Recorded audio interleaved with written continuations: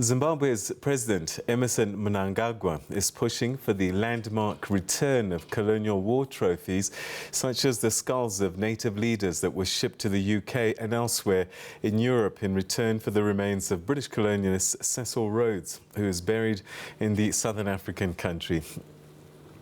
The call for the return of the Zimbabwean skulls comes after the country completed the historic creation of a statue of Mbuyane, a spirit medium and a key liberation war figure in Zimbabwe's early fight for independence.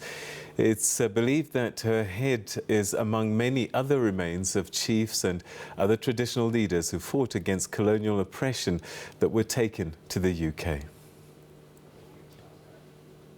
Although Zimbabwe's former President Robert Mugabe largely shielded Cecil John Rhodes' remains from being removed from the Zimbabwean grave by a group of liberation war fighters during the #RhodesMustFall campaign that started in South Africa in 2015, the current President Emmerson Mnangagwa is now pushing for his remains to be repatriated back to his native UK.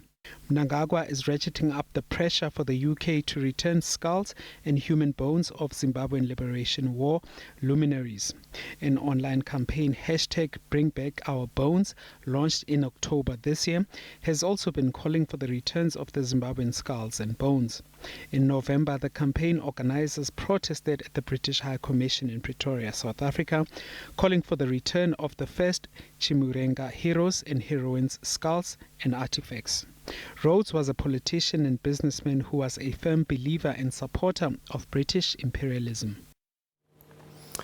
Well, for a little bit more on this, we're now joined by Zimbabwean historian Tendai Pilatwe. Tendai, thanks very much indeed for joining us. Welcome to the program.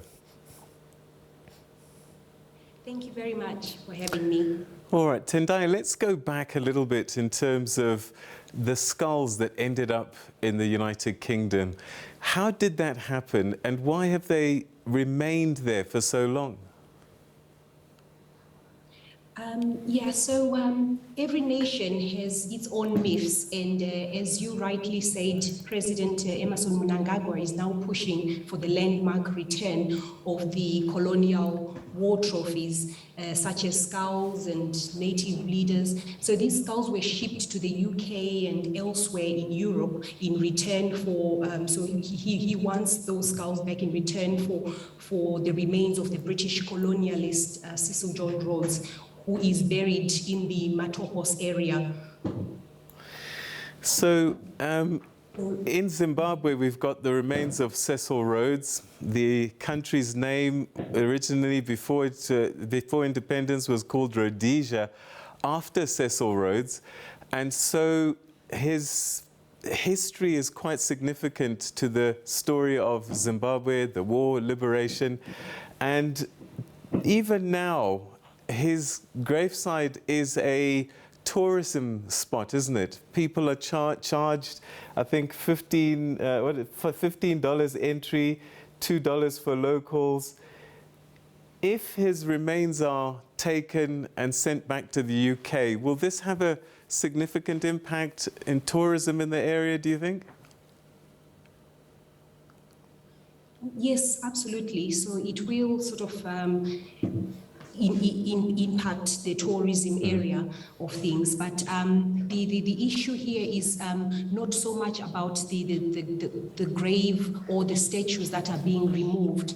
What Cecil John Rhodes represents is the colonial racism.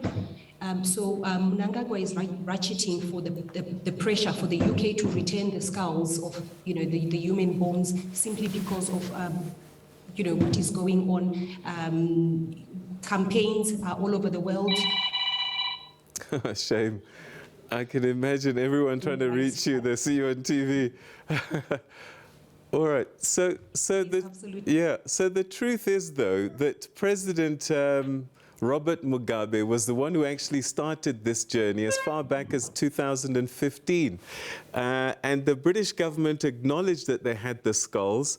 We're now 6 years down the line. Have we received any response from the British government in terms of why these skulls are still there and what they plan to do with them? So basically, during the Rhodes Must Fall campaign, which was started by students of Cape Town, South Africa, taking the statue down, there's been a lot of questions on BBC about there was actually a panel brought on BBC radio stations asked, should we take down, should we return these artifacts? Should these statues be taken down? And the panel said no. So the question is, why is it that people want Rhodes' statue to be removed? And it's simply because he was a racist. So he is a figure whose legacy divides public opinion. So his admirers would consider him a businessman who's built his empire on unparalleled magnitude. Yet some say he was an imperialist, someone who clearly benefited from the exploitation of the continent's resources and its people. So Rhodes' detractors would see him as simply just a racist and one of the people who helped prepare the way for apartheid by working to change laws on voting and land ownership. How does Zimbabwe... I would say... Yeah, carry on. His admirers would say that people are simply applying today's morals upon our history, and the likes of Rhodes would he is somebody who had a lot of influence. Yes, he was destructive, he had destructive powers. Yes, he removed people off their land, but that behavior has continued right up to today. Even in national parks in Zimbabwe, Botswana, they have involved people being moved from their land. Take China, for instance, when they wanted to flood the Yangtze River to create a dam, millions of people were moved off of their homes. So he has admirers, he has detractors. It's quite a middle debate. What would you say is the general sentiment of Zimbabweans about Rhodes? I mean, his name gave birth to the racist country Rhodesia that oppressed and killed millions of people. I mean, thousands, hundreds of thousands of people over time. And I just wonder what the feeling of Zimbabweans seeing Cecil Rhodes' remains still at Matobos today. Yeah, so the general view of Zimbabweans is that he is part of our history. But just to take you back to a timeline of the history of Cecil John Rhodes, he was born in England, 1983, quite a sickly boy. So he was not academic, he was not a sportsman.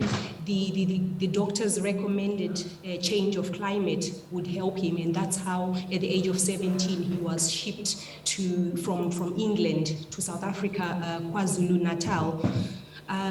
His brother Herbert had bought a cotton farm, and they later sold that farm, headed north to Kimberley, where they bought several claims of diamond mines. So Cecil John Rhodes met Alfred Bate, Charles Rudd, that we learn about in history, and they formed quite a powerful syndicate. So a couple of years later, Rhodes and Herbert, his brother, headed even further north. They were not seen together again after. But Rhodes, having made a lot of money, went back to England. He enrolled at Oriel College of Oxford and attained a degree in 1888 at the age of 28. So when he came back from England, he got into the parliament and held a seat. So he was actually the prime minister of the Cape Colony from 1890 to 1896. Rhodes, Rudd and Bate and other powerful partners, slowly bought off the diamond shares in the Kimberley, and they formed the De Beers Mining Limited. So Rhodes' desire he desired to incorporate most of Africa under British rule. And, you know, with atrocities against human rights, crimes were committed to black people. Yeah. I apologize. Sorry about that. Okay, no worries. You know, we're running out of time, but I do want to touch on something which makes this whole equation a bit more challenging as well, is that we have over time seen thousands of Zimbabwean students benefit from the Rhodes Scholarship. And I just wonder how we place this scholarship. Oh, bless. I can understand a baby wants to be part of the program. I was just saying, how do we reconcile the Rhodes Scholarship and its contribution to thousands of students over time with this legacy that this man has? Or is it that this is the least that the Rhodes could have done through his foundation as a way of reparations? Yes, so Rhodes was a philanthropist as well, and he has a foundation and scholarship that is still running even up to today. Yes, he definitely, you know, made a lot of wealth, and his legacy even, you know, runs up to today. Yeah. All right, Tendai, thank you so much indeed for joining us. I know that you've got a little girl who's desperate to have her mommy back on Christmas Day, but thank you so much for your insights and taking us through this story. Thank you. Thank you very much for your time. Great, thank you.